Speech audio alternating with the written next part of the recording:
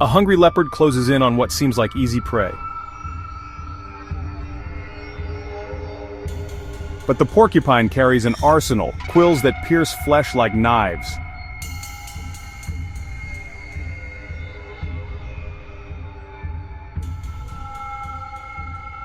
The leopard strikes once, twice, and pays the price.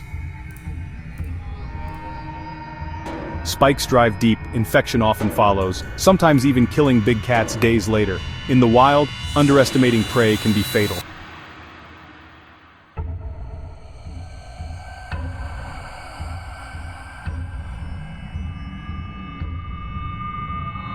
Who do you think wins this spiked showdown? Tell us below, smash that like button, and don't forget to subscribe to PD Wild Truth. For the full battle breakdown, check out our 10-minute long video on the channel.